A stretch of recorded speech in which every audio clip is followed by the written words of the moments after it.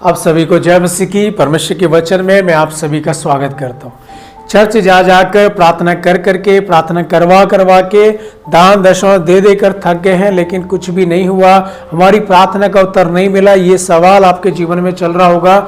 आप दुखी या निराश और परेशान है, हताश है, आपको कोई उम्मीद, कोई आशा नहीं है, आपको लग रहा है अब कुछ नहीं हो सकता, सिर्फ मौत ही हमारे के साथ ही है, मौत ही हम उसको चुनना है। एक गलत रास्ते में गलत विचार आपके जीवन में ऐसे आ रहे होंगे। आज का संदेश को आप बड़े ध्यान के साथ सुनिएगा। आज के संदेश को यदि आप ध्यान के साथ सुनेंगे और उससे अपने जीवन में लागू करेंगे, मैं निश्चय विश्वास के साथ कह सकता हूं कि आप अपनी समस्या पर जय को प्राप्त करेंगे और आप आशीषित होंगे और आपकी प्रार्थना का उत्तर भी मिलेगा। बस मेरा यही रिक्वेस्ट है कि आप प्लीज आप कृपया करके ध्यान से और पूरा सुनिएगा और उसे सुनने के बाद अपने जीवन में लागू कीजिएगा, आप निश्चय आशीषित होंगे। कुछ प्रभु के वचनों को मैं आपके सामने रखना चाहता हूं।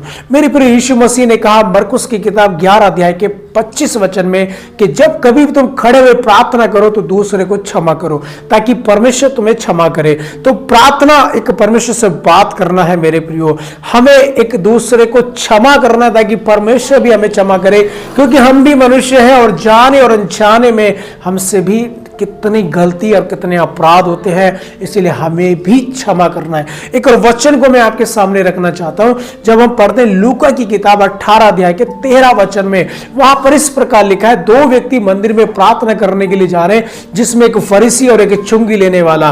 फरीसी ने अपने तरीके से प्रार्थना किया, लेकिन चुंगी लेने वाले ने अपने तरीके से प्रार्थना किया और क्या कहा, सर झुकाकर, प्रभु मैं इस योग्य नहीं हूं कि मैं अपनी नजरें भी तेरी ओर उठाऊं, प्रभु मुझ पापी पर दया कर। उसने वहां पर अपने आप को नम्र किया, शून्य किया, जीरो किया और परमेश्वर ने उसकी प्रार्थना को वहां पर सुन लिया। मेरे प्रियो, तो जब भी हम परमेश्वर के सामने आते हैं, प्रार्थना विनती को लेकर आते हैं, परमेश्वर से हम क्या करें, अपने आप को परमेश्वर के सामने जीरो शून्य कर दे। मेरे प्रियो, एक और वचन में आपके सामने रखना चाहता हूं, मत्ती की हम वहां पर पढ़ते हैं, यीशु ने कहा अपने सताने वालों के लिए प्रार्थना करो। सताने वालों के लिए, आज लोग जो लोग सताते हैं किसी को, उनको श्राप देते, उल्टा सीधा बोलते, कई प्रकार की बातें उनके विषय में बोलते हैं, लेकिन यीशु मसीह हमें नहीं बताता ऐसा।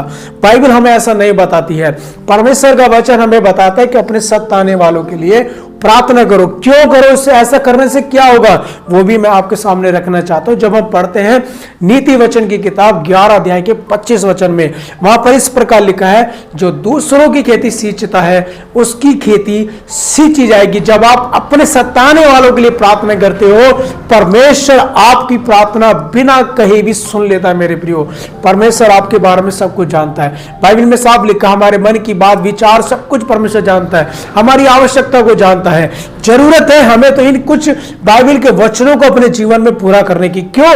क्योंकि यीशु मसीह परमेश्वर खुदा का बेटा होकर भी इस पृथ्वी पर परमेश्वर की इच्छा को पूरा किया और उसने दुख उठाया, क्योंकि वो परमेश्वर चाहता था मनुष्य को उद्धार हो, इसलिए वो कलवरी क्रूस पर मारा गया। मेरे प्रियो, और वो परमेश्वर चाहता है कि हम भी अपने जीवन में परमेश्वर की इच्छा को पूरा करें। एक वचन मैं आपके सामने और रखना चाहता हूं जल्दी से, दूसरा इतिहास 7 अध्याय के 14 वचन में जब हम देखते हैं, वहां पर इस प्रकार लिखा है, तब यदि मेरी प्रजा के लोग, परमेश्वर कह रहे हैं, क्या करें, जो मेरे कहलाते हैं, जो प्रभु के कहलाते हैं, दीन होकर प्रार्थना करे। पहली चीज, दीन होकर प्रार्थना करे, जीरो होकर, शून्य होकर प्रार्थना करे और मेरे दर्शन के खोजी, यानी कि परमेश्वर के खोजी होकर अपनी बुरी चाल से बुरे कामों को, बुरी बातों को छोड़े, तो मैं स्वर्ग में से सुनकर उनका पाप क्षमा करूंगा, स्वर्ग में से सुनकर उनका पाप क्षमा करूंगा और उनके देश को जो का त्यों कर दूंगा।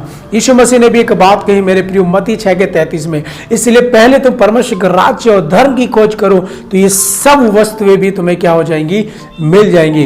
पहले हमें परमेश्वर का राज्य धर्म की खोज करना है, परमेश्वर को धन्यवाद देना और इन वचनों को हम अपने जीवन में लागू करें। और उसके बाद देखिए, आप प्रार्थना करना शुरू कीजिए, आप मांगिए प्रभु से। प्रभु ने कहा मांगो तुम्हें दिया जाएगा, लेकिन इन वचनों को अपने जीवन में लागू करें, धन्यवाद करें, स्तुति करें और इन वचनों के अनुसार आप प्रार्थना करें। देखिए, आप परमेश्वर की इच्छा को पूरा करना शुरू कीजिए, आपकी हर प्रार्थना का उत्तर आएगा। परमेश्वर की इच्छा में प्रार्थना करना शुरू कीजिए, आपको हर प्रार्थना का उत्तर मिलेगा, समस्या से छुटकारा पाएंगे और परमेश्वर आपको बहुत आयत के साथ में आशीष देंगे। प्रभु आपको ऊंचा उठाएंगे, प्रभु आपको फलवंत करेंगे। इस संदेश के द्वारा आप सभी को परमेश्वर बहुत आयत के साथ आशीष दें। आप सुनकर आशीषित हुए हैं, अपने प्रियों के साथ जरूर शेयर करें और वीडियो को लाइक करके सब्सक्राइब करें। जय मसीह।